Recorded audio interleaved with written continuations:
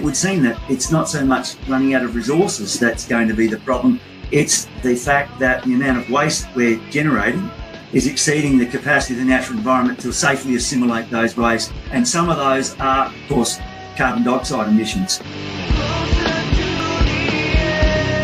We need to treat climate change the way the US government would have treated the threat of fascism in the 1940s.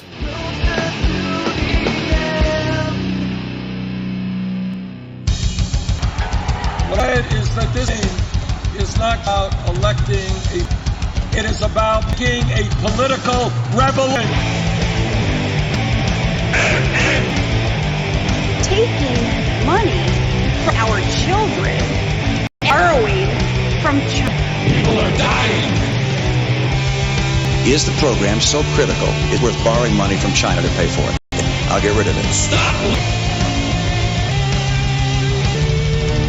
I want the truth.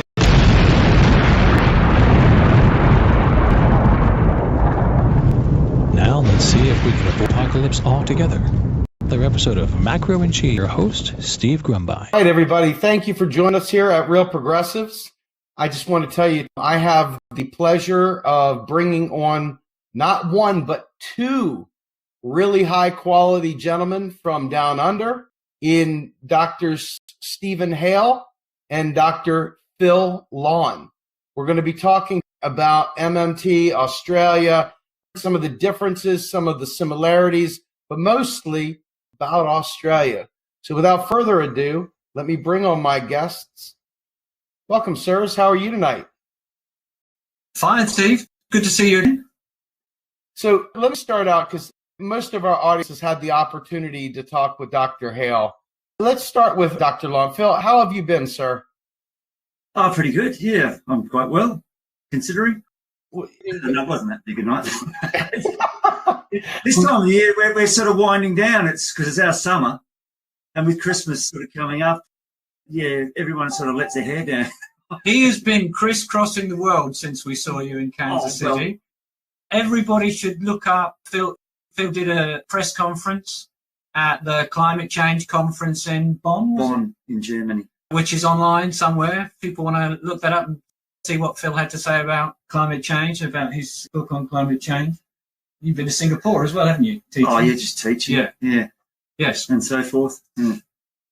I'm always in Adelaide. Phil's all around the world. No, too much travel for my liking, I've got to say. I don't mind a little bit. But You gentlemen, let me tell you, I actually did get to see Phil's presentation, and I don't remember whether it was in Germany. I can't pronounce the word where it was located.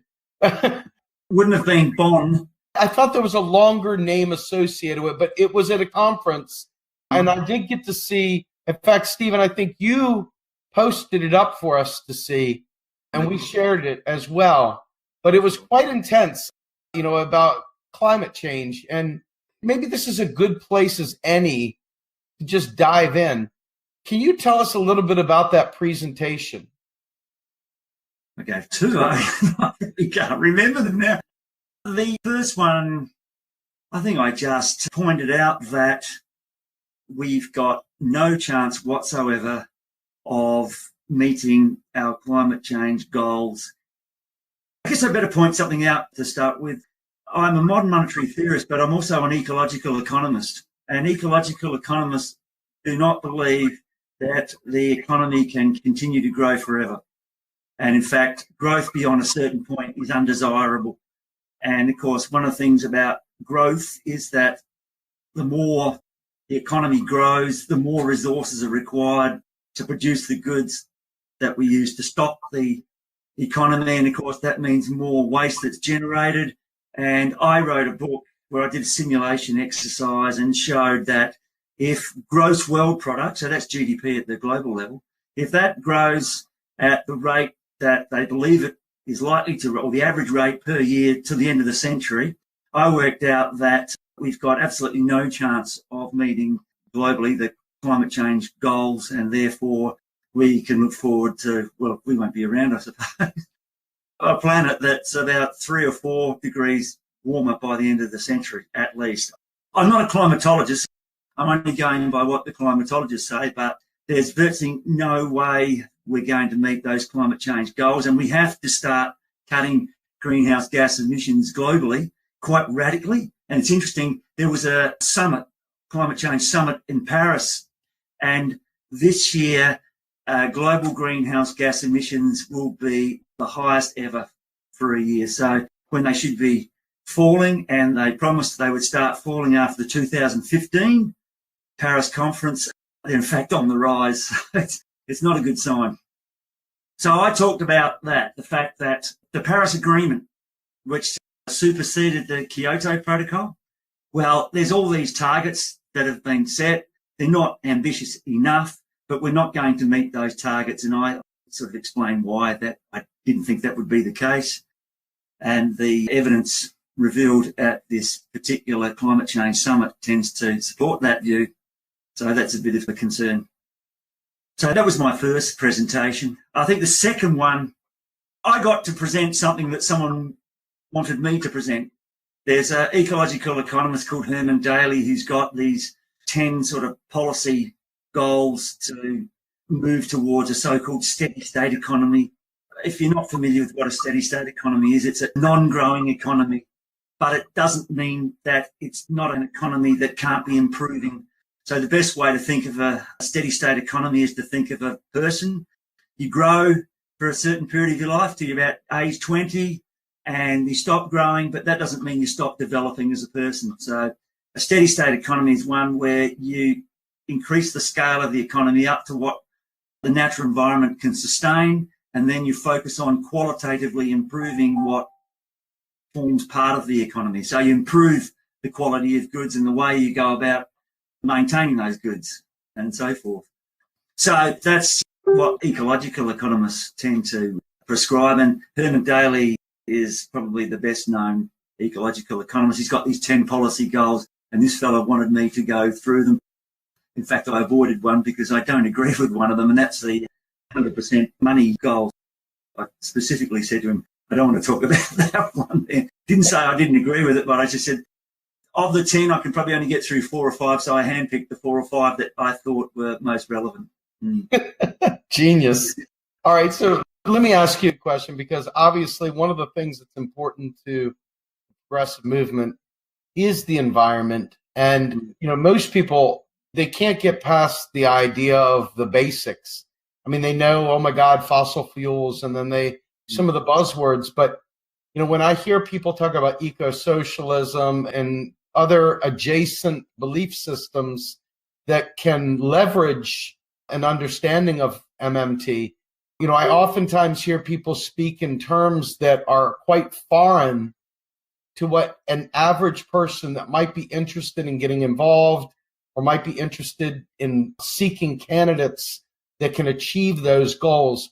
Can you talk about the perspective from an economist and how individuals might be able to relate the economy to the environment? Are there measures, are there ways to assess? Yeah, there are. The best way to look at it is just what I tend to do with I'm teaching my students is I'll just draw a circle and I'll call that the natural environment or the natural ecosystem. So we're talking at a global level, and I'll just draw a box inside it and I'll call that the economy. And I'll say to my students, okay, that box, it's increasing in size. That's the economy growing. Can that box grow to the point where it exceeds the size of the circle, which is non-growing? And of course, the answer is no. Now, even if you've got a steady state economy where the box is no longer growing, you still need to maintain the goods that form part of that economy, because goods wear out, they're consumed, and durable goods wear out through depreciation and so forth. So you're always going to have production to replace the goods that wear out through use and are consumed. In order to produce, you need to use natural resources. You can't produce goods from thin air. So then you have an arrow from the inside the circle going into the box called the economy, which is resources in. And then, of course, for a period of time, you've got goods and services floating around the economy. They get destroyed through direct consumption and they wear out through use, and they exit as the matter and energy embodied in those goods and services as waste. And in fact, there's two very basic physical laws that a lot of people may have heard of, but I don't know whether they understand them or not. They're quite simple, really. They're the first and second laws of thermodynamics. And the first law is the law of conservation of matter and energy. So it's impossible to destroy or create matter and energy. So effectively, when resources enter the economy, there's a certain amount of matter and energy embodied in them. And the amount of matter and energy that enters the economy as resources exits as waste. So, in fact, you hear a lot of people talk about zero waste. Zero waste is impossible. If you've got resources entering the economy to produce goods, to maintain the economy at a particular physical scale, you are going to have waste. Because the real issue is how much waste, how many resources can be provided on a sustainable basis by the natural environment. And effectively, we can use resources at a rate on a sustainable basis, so long as it doesn't exceed the capacity of the natural environment to regenerate resources. So as long as we extract resources from the environment no greater than resources can regenerate, we can have a sustainable input of resources. But of course, there's the waste side as well. And most of the global environmental problems are on the waste side, not on the resource side. So the old Club of Rome report from 1972 talked about how we might run out of particular resources. It would seem that it's not so much running out of resources that's going to be the problem. It's the fact that the amount of waste we're generating is exceeding the capacity of the natural environment to safely assimilate those wastes. And some of those are, of course, carbon dioxide emissions. So the rate at which carbon dioxide is being generated and is exiting the economy back to the natural environment exceeds the capacity of the natural environment to absorb it. In fact, current global greenhouse gas emissions are 5 times the capacity of the natural environment to safely assimilate those greenhouse gases. So we need to reduce greenhouse gas emissions to 1/5 of what they currently are globally, just to stabilise the concentration of greenhouse gases in the atmosphere. So a lot of people confuse stocks and flows of greenhouse gases. So when you hear of greenhouse gas emissions, we're talking about flows. When you hear someone say, oh, there's, say, X parts per million of greenhouse gases in the atmosphere, that's the stock. So the amount of greenhouse gas emissions going into the stock of greenhouse gases is 5 times what's exiting through the assimilation of greenhouse gases by the natural environment. So you can see that, I think it might have been 2009, which was just after the global financial crisis, I think, which occurred about 2008. For that particular year, global greenhouse gas emissions fell slightly. And people were jumping for joy saying, oh, the concentration of greenhouse gases has gone down. And of course, that wasn't right. It went from about 5 times what the environment can assimilate to, let's say, 4.99 times. But it was still, the concentration was still going up. So the concentration of greenhouse gas in the atmosphere is going up and will continue to do so until we reduce greenhouse gas emissions to 1/5 of their current level. And I'm not sure if we're going to be able to do that. I really can't see that ever happening, sadly. What ordinary people can do about this, Right, in terms of their own individual lifestyles, is very little. Mm. But what is more important is to stop voting for people who don't take these issues seriously and start voting for politicians who are going to treat dealing with, insofar as it's possible to deal with, the issue of greenhouse gas emissions like a war. Mm. And it needs a major, dramatic, very rapid shift in terms of how we generate energy. We need, in some countries, to confront the unpleasant truth that as a short-term bridge in some parts of the world, nuclear power might be unavoidable, which is a very unpopular thing to say to people. It's not true here. We've got abundant renewables here if we want to take advantage of them. Here, I mean, in South Australia, but there are some parts of the world where that isn't true, or at least it's not true yet. And the other issue, which Phil was discussing, is continued growth in real GDP in the long run may just be infeasible. Well, it is infeasible. Mm. That is another difficult issue. As far as MMT is concerned, the good news from MMT is that in terms of making investments in changing the way in which we generate power. The idea that, as you've said many times before yourself, Steve, the idea that governments can't afford to do it is utter nonsense. We need to treat climate change the way the US government would have treated the threat of fascism in the 1940s.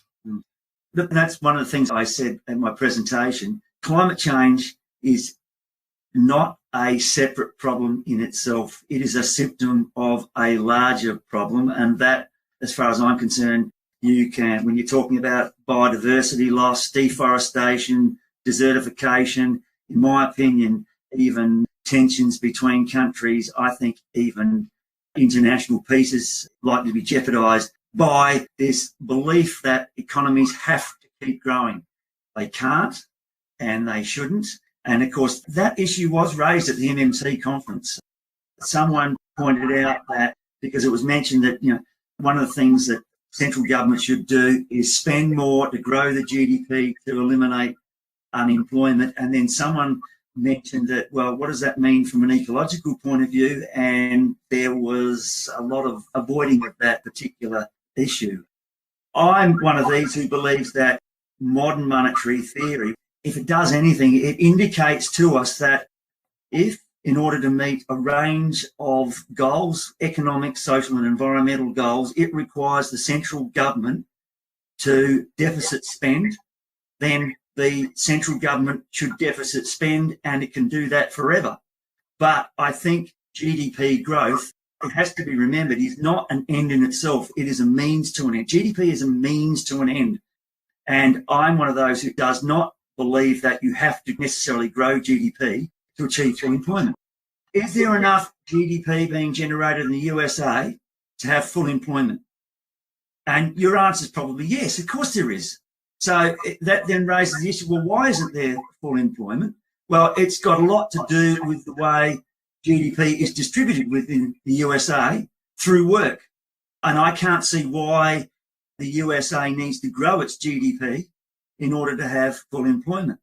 The idea of a job guarantee would be that those who currently are unemployed would be given work by the US federal government, but it would probably mean that very high income people would probably have to give up something in order to provide the goods and services that would then be consumed by people who would be on the job guarantee. But you don't have to grow the economic pie if you've got unemployment to achieve full employment. You just have to distribute it more evenly.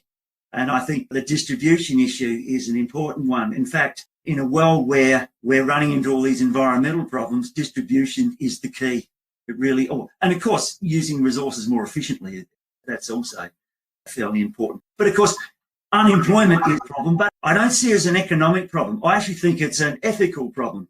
I think there are ethical issues associated with unemployment. We should have full employment, not because it means there's a wastage in terms of what can be produced, because when you produce something, there's a benefit, but it also comes at a cost, and most of those costs are ecological. So you could actually argue that unemployment is good for the environment because it means you're producing less, and therefore there's less stress on the natural environment. I don't like to see it in those terms.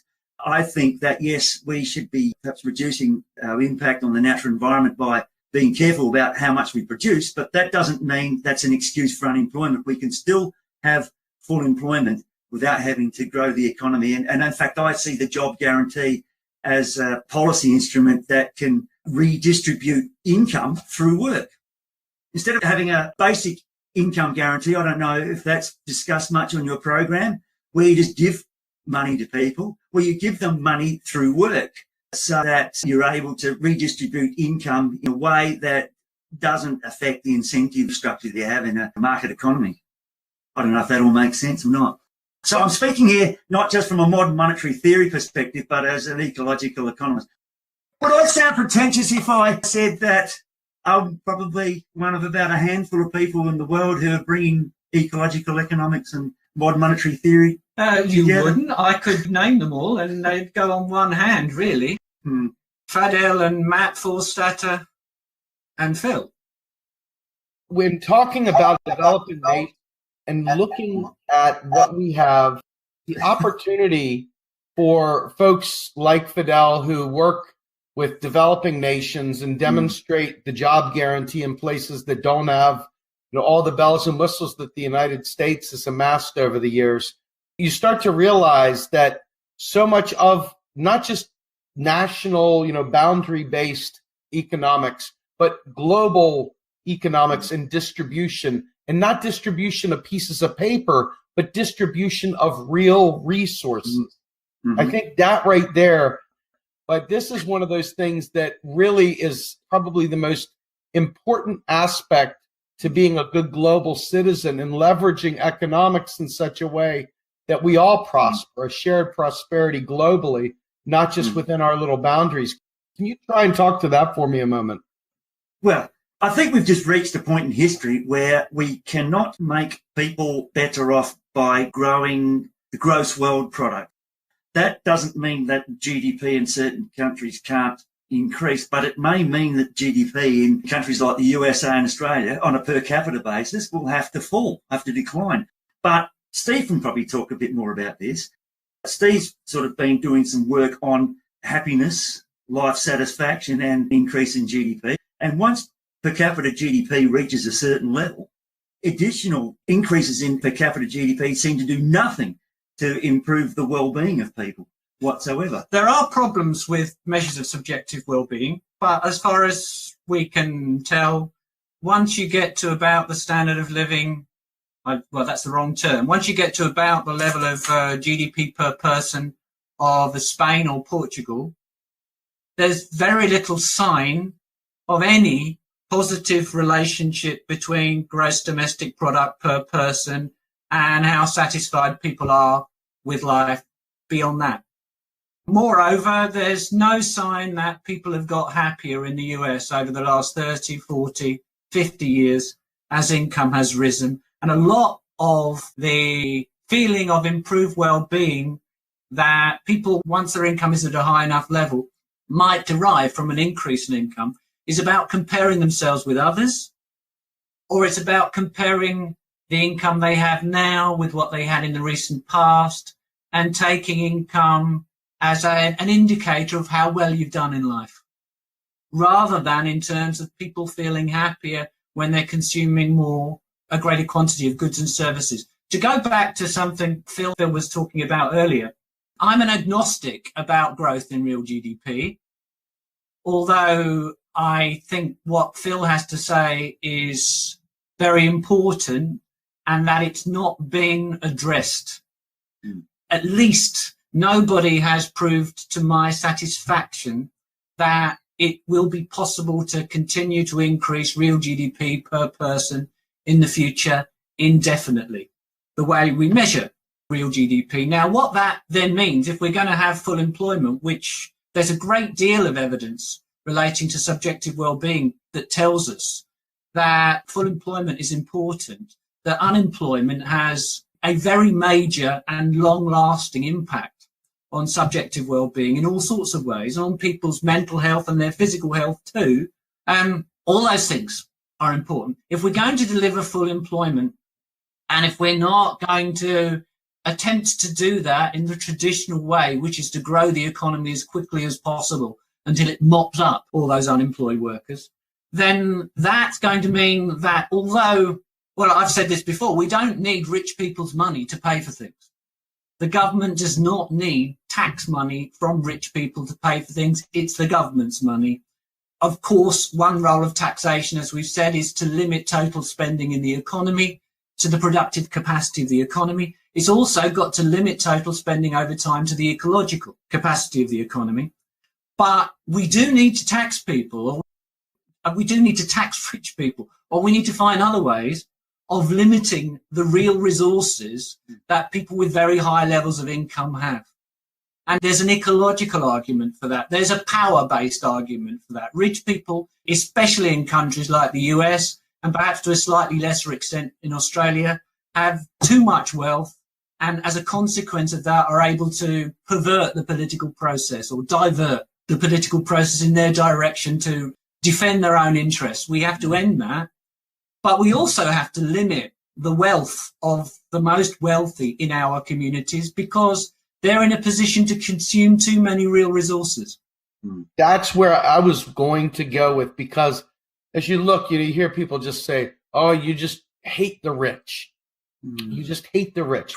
If you take all emotion out of this and you simply just assess our ability to survive as a species and our ability to thrive as a species, it is unconscionable that one person, forget the money, I don't care about the money part per se, but the access to real resources, minerals, water, medical supplies, whatever the real resources are that regular people have no access to, that to me is unconscionable. Now, I appreciate that they should. I'm not one of these people that's so egalitarian that I think that person A that has no ambition doesn't want to do anything, and person B that's striving to change people's lives and working their butt off to do whatever. I believe there is some validity to you reap what you sow. But I also believe in a very, very even playing field in terms of ensuring that we're not placing an individual's ability to prosper above the needs of the overall community. There's a thing, of course, equity, which is about fairness. The Prime Minister of Australia earns about $500,000 a year. I think that's his income. And there's probably no more important job in Australia than being the Prime Minister of Australia. So I think the maximum income anyone should earn in Australia at present is about $500,000 per year. And in fact, I think anyone who earns more than that is earning what's referred to by economists as economic rent. It exceeds what they're actually worth. So people think that if the market's willing to pay X for someone to do something, that means that person deserves that. But in a lot of cases, people who get paid fortunes are in fact earning an economic rent. When you earn an economic rent, it basically means that you're earning an income that far exceeds your contribution, economic contribution to the economy. And if that's happening, there must be some people who are earning less than what they're contributing to the economy. So from a fairness perspective, the incomes of these people should be reduced. And of course, that then frees up resources also to give to those down the lower end of the scale so you can meet ecological constraints. Excellent, excellent. So let's get back to Australia now for a moment. So obviously, much of the discussions we have here are about MMT, and they typically tend to stay within the walls of the United States. But Australia is a nation that is monetarily sovereign. Many of the same rules and economic truths exist down under. I believe, many people have got it locked into their brain that when we talk about modern monetary theory, and we just say modern monetary reality or something so people stop getting fussed around with the T.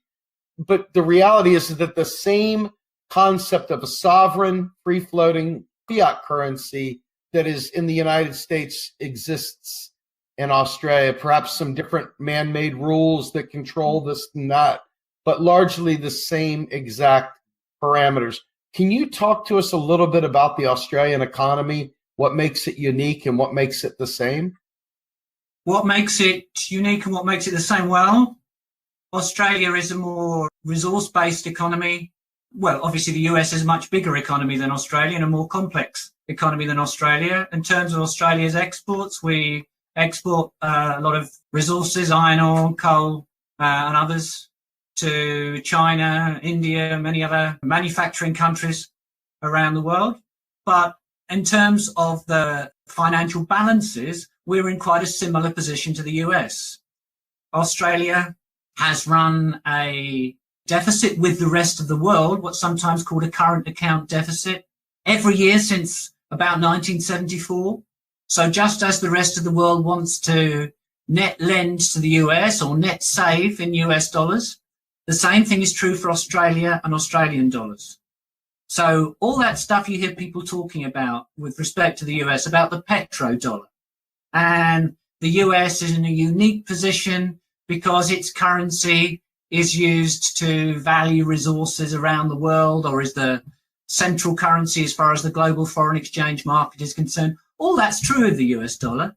But in terms of modern monetary theory, it's irrelevant because those things are not true of Australia. But Australia has just the same monetary sovereignty as the US, and in many ways, as I said, it's been in the same position. The rest of the world has wanted to net save in our currency, has wanted to net lend or net invest in the Australian economy over time, which means we in Australia have had the option of either having the government inject Australian dollars into the system by running large enough government budget or fiscal deficits to offset the net savings desires of the rest of the world in Australian dollars, or the only alternative for that has been to rely on private debt to do it. And particularly between the mid-1990s and the global financial crisis in Australia, we relied on private debt. The government of the day ran for 8 out of 10 years preceding the Great Recession around the world, ran budget surpluses in Australia. So we had the rest of the world running a surplus in Australian dollars. We had our government irresponsibly running a surplus in Australian dollars. The Australian private sector was forced to run large deficits. Otherwise, our economy would have gone into recession. We did not suffer the worst consequences of the global financial crisis because some of the financial practices that encouraged that crisis in the US had not yet taken root here. We hadn't gone very far down the mortgage securitization route. We didn't have the same type of financial fragility that you had in the US system, but we had just as much household debt as you, and in fact more so.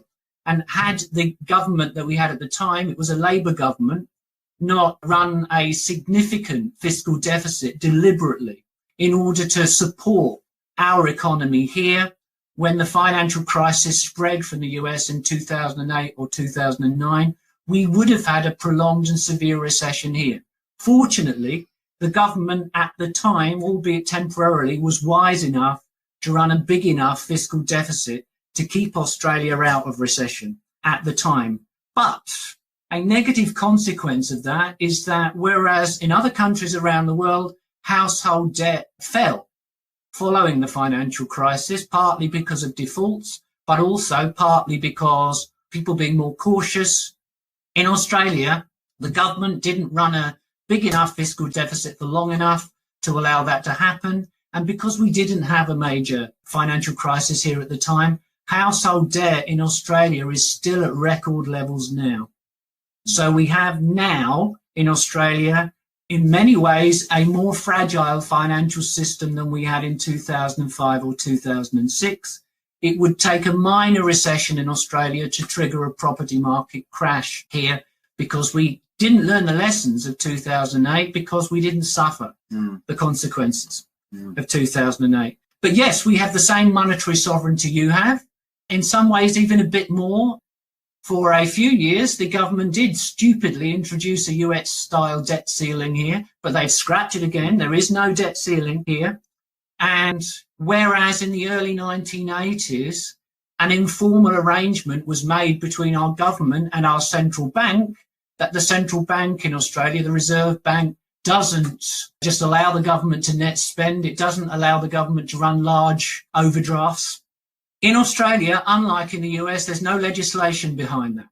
So there is nothing to stop the government, if they decided to do so tomorrow, just cancelling the issuance of any new government securities and purely net spending by keystrokes. That could happen here without any legislation taking place, unlike in the US.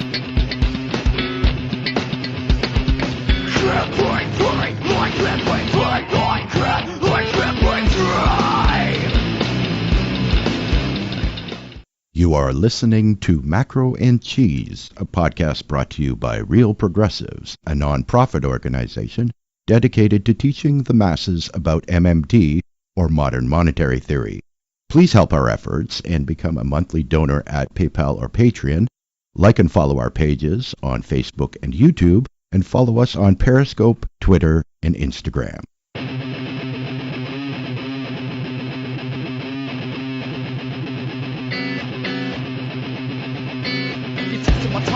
My page and never want to see me. It's another one waiting. I'm tired of the lies you tell me.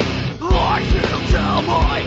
It's also my tolerance. Trying my page and never want to see me. It's another one waiting. I'm tired of the lies you tell me. Lies you ask you both a question? The concern about, we have a lot of people on the left that hearken for a resource-based economy. If you talk to Ellis Winningham, Ellis would say that we already have a resource-based economy when you consider the way MMT is to be used, and when you consider the way the economy functions. And in terms of Australia, you guys have as you stated, a more simplified economy. However, both use resources. Both are strapped to whatever resources are in the ground, coupled with whatever relationships they have around the world to bring other resources in the country to do whatever it is that they require. Can you explain to our audience what real resources means? We always talk about the point of where we should cease spending, where it becomes inflationary, is the real constraint, which is real resources. Can you talk a little bit about that and what might some real resources be in Australia that we'd be interested in knowing about? Well, when we talk about resources in the context of Australia, we're generally speaking talking about minerals, natural resources we dig out from the ground, like iron ore and coal. But the word resources more correctly used, which is the way you used it, is all of those resources, not just minerals, but other natural resources too. Human resources, our labour, our skills, capital resources, capital equipment, the computer that we're looking at the moment, machinery, infrastructure, buildings, roads, power stations, everything that's available to produce goods and services. So, yes, I'm glad you raised that point, because the use of language can sometimes be confusing. And when people talk about Australia being a resource-based economy, they're not talking about the skills and the people. They're talking about the stuff which is dug up from under the ground in Western Australia in enormous amounts, shipped to China, and then used to manufacture goods that come back to Australia. Goods that come back to Australia anyway. I have this view about the economy is essentially divided up into what's referred to as the primary sector, which is the resource extractive sector, which is agriculture, mining, and so forth. Then there's what's referred to as the secondary sector, which is manufacturing. And then there's the tertiary sector, which is services. And you hear a lot of people talk about how as economies develop and so forth, they move towards services, and the movement towards services and away from agriculture and manufacturing is a sign of economic maturity. I actually think it's a sign of economic stupidity. I think you need to have strength in all three sectors. For example, a country like Japan, if the rest of the world stopped exporting natural resources to Japan, it would be in all sorts of trouble. It doesn't have many of its own. And so whilst Japan has a strong secondary and tertiary sectors, it has a weak primary sector. So it's vulnerable in that sense. If you take a country like Greece, well, it hasn't got anything other than a fairly weak tertiary sector. It doesn't have a strong primary sector, and that's probably weakish. It's used to have a reasonably strong secondary sector, but it's just deindustrialised itself like many European countries over the last 30, 40 years. So I think it's important that you have strength in all three sectors. You need to have a fairly strong resource base because you need resources to produce goods and services. And if you're reliant upon importing them from the rest of the world, that renders you very vulnerable. You need a strong manufacturing sector because the goods that are produced by the manufacturing sector are in fact inputs to the services sector. I don't know about you, but I've never had my hair cut by an imaginary hairdresser, an imaginary salon. I mean, using imaginary scissors and an imaginary comb. I mean, all these things that are required to run the services or tertiary sector are goods that are being produced and generated by the manufacturing or secondary sector. So I think it's important to have strength in all three. I think Australia's got strength, obviously, in the primary and the tertiary, but has got weakness in the secondary. But the fact it's had so much strength in the primary sector, particularly in terms of exporting resources, is one of the reasons why Australia avoided the global financial crisis. The other thing, as Steve said, was the deficit spending of the Labor government at the time. But not all countries had the luxury of having so many resources to be able to export natural resources, to export to the rest of the world to help reduce the full impact of the global financial crisis. So Australia was fortunate in that respect. And I think Canada was probably much the same as well. I don't think Canada was that adversely affected by the global financial crisis. And I think it was similar to Australia. It's a very strong resource-based economy, and so it was able to export natural resources to countries like China and India, which helped to moderate the impact of the global financial crisis. But ultimately, Australia is now in a situation where resource prices aren't what they were around that time, immediately after the global financial crisis. So we're exporting natural resources is not supporting the economy to the same extent that it was. And the fact that we lack a strong manufacturing sector is one of the reasons why the Australian economy is sort of in limbo at the moment. It's not in recession, but it's not booming either. Fadel often talks about, in the context of developing economies, a fear of floating exchange rates, a limited monetary sovereignty, where countries are dependent on imported food and imported energy, and where a job guarantee and where planning could be used to rapidly increase the local generation of energy through, in many countries, solar power he's talking about, and where you can begin to increase agricultural productivity locally so that these economies are less dependent on imported necessities. That then gives you more freedom to be relaxed about moving towards a floating exchange rate. And it's only, as we know, when you have a floating exchange rate that you have genuine monetary sovereignty. And you're in a position like Australia and like the US, where if governments choose to do so, they can use that monetary sovereignty to deliver non-inflationary and ecologically sustainable, to mention what Phil was talking about before, full employment. Actually, Phil, you should talk about the genuine progress indicator. Because if we're going to replace GDP as a guide to economic policy and as something that we aspire to see rising over time, real GDP per person, we probably need another reasonably simple indicator for politicians to aim at and to judge the efficacy of their policies with respect to over time. And Phil is one of the pioneers of a green national income statistic called the Genuine Progress Indicator that I think he's going to be working in the next couple of years on a project to create GPI figures for every country in the world, which is something nobody's done before. Let me ask you, what would it take to get an indicator like that to not only be adopted, but to become the primary driver for assessing economic activity? I mean, you can answer that after you tell me about it, or you can answer. Well, I could start with it. One of the reasons why politicians don't like the Genuine Progress Indicator is because, unlike GDP, which tends to go up, you know, you get the odd occasion where a year or two where it falls, but it's a general trend up. So anything that trends up looks good.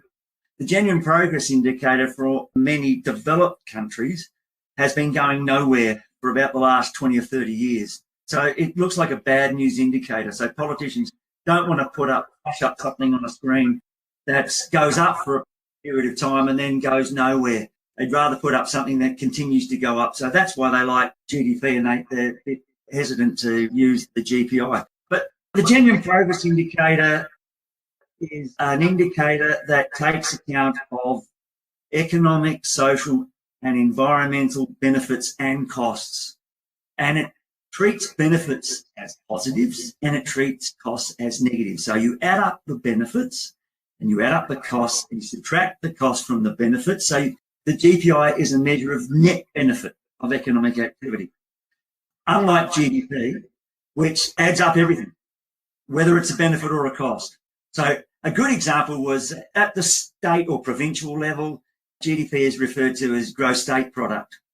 And when the Exxon Valdez spilled its oil in Alaska in the early 1990s, Alaska's GSP went through the roof because the US federal government threw all these resources at Alaska to help clean up the oil spill. Assuming that the Alaskan natural environment was restored to what it was previously, well, there was no betterment, they were no better off, but Alaska's GSP went up, giving the impression that they were better off. So with the GPI, all those resources that would have been used to clean up the oil spill are referred to as either defensive or rehabilitative expenditures. They're not included in the GPI. So environmental costs, which can add to GDP, they're counted as subtractions. You subtract from the benefits when you include the environmental cost. The cost of unemployment, that's not taken into account at all with GDP. That's a negative item with the genuine progress indicator. The GPI takes into account changes in the distribution of income on the basis that the extra benefits or the benefits of extra consumption for a rich person are less than they are for a poor person. So if you took $100 a week away from America's or Australia's richest person, it would barely affect that person one little bit. But if you gave it to America's or Australia's poorest person, it'd have a huge impact on their well-being. So it takes into account the income distribution. It takes into account a lot of things, but it gives you a better indicator of the net benefits of economic activity. Now, the interesting thing about the GPI is when it was initially calculated, it was calculated for a number of developed countries, European, North American countries, and eventually Australia. What it showed was that the genuine progress indicator from, let's say, the 1950s was going up in unison with GDP. And then it reached a point, depending on which country you're talking about. In the USA, I think it was about the early 1970s, where the GDP continued to go up, but the genuine progress indicator sort of leveled out and has fallen and gone sort of nowhere since.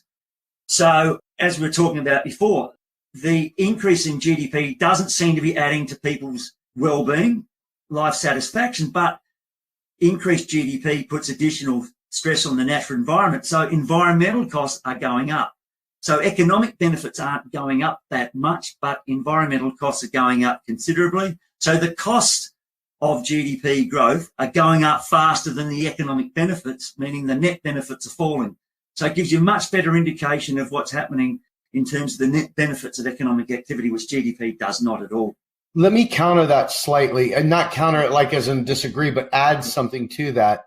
Obviously, in 1971-72 timeframe, Richard Nixon removed the United States finally from the Bretton Woods Accord, which removed the tether of the at least global gold standard. And by doing that, he gave us full monetary sovereignty on one hand, but on the other hand, there was no protections for labor. There was no protections for the common man. And so at that point in time, you can see, we've shown this graph many times. The spike is almost ridiculous, where income inequality shot through the roof. So obviously they understood what was going on then, and they've made no course correction whatsoever to enhance our lives. In fact, I would say our lives have gotten significantly worse. And even more troubling, our two popular parties, the Democrats and the Republicans, and quite frankly, even the Greens, who are very, very economically inept, they have all sat there and pushed the whole debt crisis nonsense. They have all pushed we got to reduce deficits nonsense. And quite frankly, what they've done is they've allowed the people to be petrified of being made whole. And so as you see that gap that you're describing so well, I think that we could isolate that down to the neoliberal approach to global economics, which is still destroying us to this day. I just wanted to add that in there. Yeah, I agree that the increase in social costs and the growing gap between rich and poor, which has a downward or negative effect on the GPI, can be put down largely to neoliberal type policies. But I think the environmental cost aspect can be put down with this obsession with growth. And it's ironic. Well, 1972, that's when the Club of Rome report was released. So we need to somehow, given that the gap between rich and poor has widened, to narrow that gap, achieve social goals such as full employment in a way where we are not placing additional stress on the natural environment. And most of that stress is not due to the fact that we don't use the resources as efficiently as we could. I'm sure we can use resources more efficiently, and technological progress might allow us to use resources more efficiently. But most of the global environmental problems are scale related. They're due to the fact that the economy is growing. It's something that's growing within the niche of the global ecosystem, and it's filling that up. So Herman Daly talks about the fact we've moved from a relatively empty world to a full world where all of humankind's bits and pieces, capital, consumer goods, this and that, is filling up the world. And in order to do that, it means that you're having to convert natural resources to human-made goods and services, which of course has impacts on the natural ecosystems, on wildlife habitat and so forth. And of course it means additional waste, which is leading to a lot of waste-related problems, of which climate change is just one of them. Excessive greenhouse gas emissions is one of them. But you can deal with the sort of poverty that you see in the US while addressing these issues too. Because what Phil was mentioning in the early 70s, if you were to compare them, there are a lot of people in the US who are still working in minimum wage jobs now at the federal minimum wage. Now, the federal minimum wage in the US is so low that in real terms, it is substantially now below what it was in 1970. Before, as Phil said, the genuine progress indicator started to fall. If you were to restore people on the federal minimum wage to their relative position in the US, taking into account the increase in the cost of living down the years and also rising labour productivity, you'd have to increase the minimum wage in the US above $16 an hour. Where is it now? $7.25 now. You need to more than double it. And I don't see any contradiction between that and moving over time to at least moderate the growth in real GDP.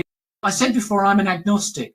I actually think that you need to take those actions which are necessary to defend and restore the natural environment, maintain full employment, avoid involuntary poverty, provide decent public services to people, and just forget about GDP. Forget about it.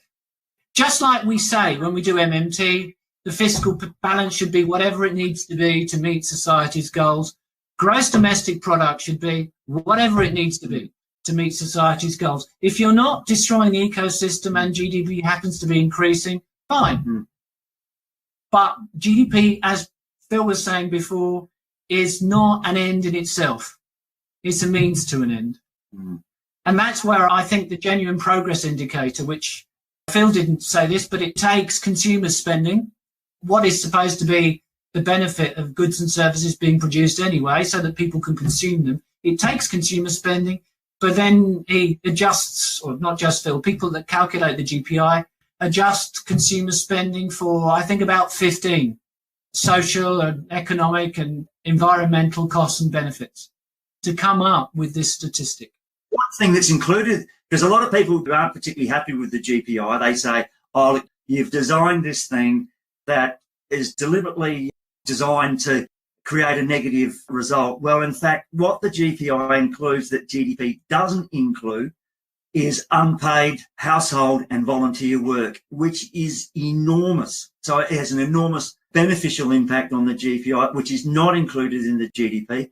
And of course, a lot of the costs, you use very conservative estimates. So many of the environmental costs are understated, and it's still producing this negative result that doesn't look as though society has progressed to the same extent as indicated by the rise in per capita GDP. It's backed up by other things too, that social researchers like Richard Wilkinson in the UK have done an immense amount of work now that's shown that when you look at all the kinds of things that ought to be indicative of a successful society, you know, issues to do with mental health, murder rates, child mortality, all sorts of things, they're related very closely to inequality. Amongst high-income countries, like I was saying before, once you get past your Spains and your Portugals, they're not related to GDP at all. There's no evidence that increases in real GDP over time in already rich countries make those countries better places to live in. There's just none. You bring up something that's very important, in my opinion. You know, Real Progressives is a volunteer organization, and we have well over 100 volunteers, and we have professional volunteers like yourselves. And then we have people like myself who are both administrative, marketing, blah, blah, blah, all the different things. You're going, I literally put in over 100 hours a week doing this. No joke. Easily 100 hours a week doing Real Progressives. Look, you wish, Steve. The thing is that, that's work. Even though I'm not getting paid, it's work. And, even though you're not getting paid right now, this is work. It's great fun, but it's work. I'm not getting paid for talking to you. No. But my point being is that we oftentimes hear about the robots coming to take away jobs and all these other things, but I can assure you my team, who helps not only share posts, but create promotionals, work on the technology behind the scenes, work on the website, work on the YouTube channel, work on our Twitter feed, work on all the different aspects from fundraising to logistics, you name it. All of that is work. And if you think about it, in a society where money is distributed evenly, an organization like this could relatively easily afford to help offset some of their life costs and their investments in this. Now, mind you, it's a noble thing to donate your time, perhaps. But the flip side is that this is still a real resource of your own towards a cause, etc. So I just find it interesting that people are so quick to say automation is taking away all of our work, when in reality, there's incredible amounts of work out there that have to be done. I can assure you, between my regular 40-plus hour a week job that pays the bills and my non-paying job that I work more than double that, I'm putting in an incredible amount of time. I barely sleep. So I know that there's work left to be done in the country and around the world, quite frankly. So what you're doing does not appear in the GDP. No, it does not. It appears in the GPI. You would impute a value for what you're doing, and it would be included as a positive in the GPI, but is not included in the GDP if you're just giving up your time and not being paid for it. So I just want to point that out. So, well, I was going to say a couple of things. One, Phil was talking about costs being recorded very conservatively in the genuine progress indicator. And one respect in which that's true is the cost of unemployment. We had a look at some research from about the year 2000, very careful statistical research into how much additional income you'd need to give somebody who became unemployed to compensate them in terms of their well-being for the involuntary loss of their job. And it was such a huge amount of money that you just couldn't put it in to a measure like the genuine progress indicator without completely undermining the whole statistic. That's how important involuntary unemployment appears to be to someone. It's one reason why just a universal basic income on its own, one of the many reasons why that just doesn't do the job. Because, yes, lost income is vitally important to people who are struggling to get by when they lose their jobs, but it's not the only problem. In fact, it's not the main issue with many people. And secondly, as you were saying about automation, if the human species ever gets to the point where we have so much automation that there is nothing that we can ever do, then we may as well all just commit suicide. That would be the end of humanity. And we're not going to get to that point, thank God. Consequently, there will always be purposeful things that we can do for each other and for the community. And for that reason, if you have a job guarantee in place, it will always be possible to dignify that work by remuneration, by paying people to do it. I also think automation's been going on for centuries. Exactly. I think one of the great concerns about automation, if there is a need for some sort of concern, is that automation had a positive effect on most people, say 30, 40, 50, 60 years ago, because what automation tends to do is it increases the productivity of an hour of work that Steve was talking about, and how the minimum wage should be more than 2 times in the USA what it is at present. So if the benefits of increased productivity were going equitably to capital and to labour, what it would mean is that real wages would be rising, and would mean that people wouldn't have to work as many hours to obtain a reasonable income to live a reasonable existence. And so when we had automation in the 50s and 60s, it didn't really matter. The working week got shorter. people weren't worse off. In fact, they became better off. But now we've moved into this era where we've got lack of wages growth and all the productivity gains in capital. It means that all the benefits from automation are going to capital.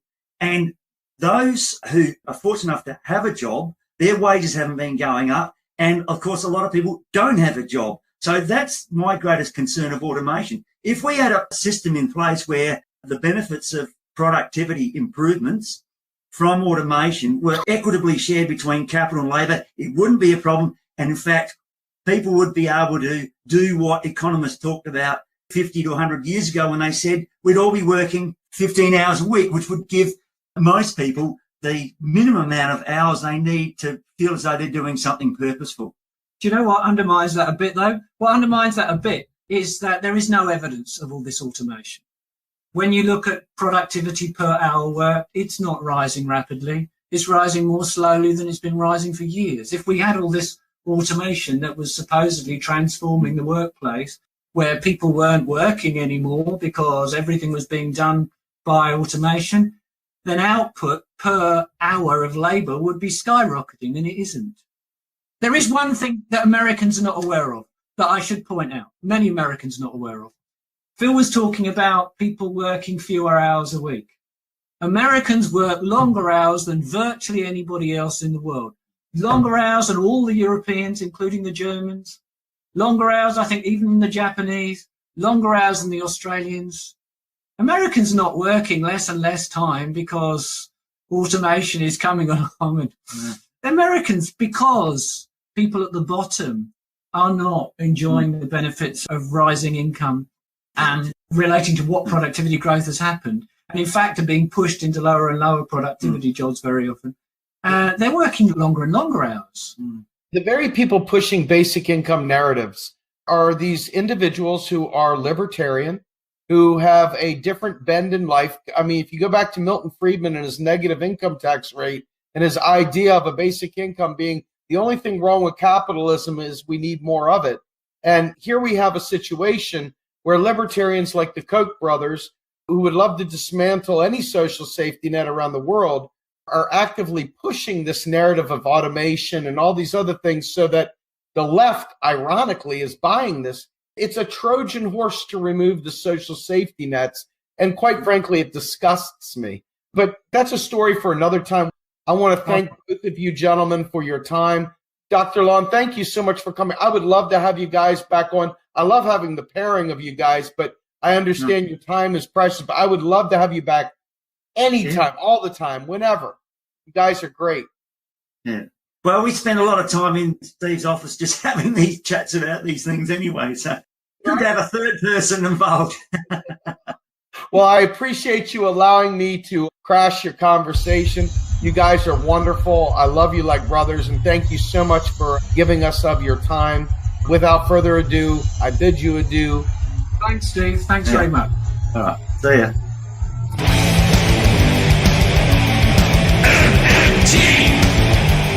Macro and Cheese is produced by Andy Kennedy. Descriptive writing by Virginia Cox and promotional artwork by Mindy Donham.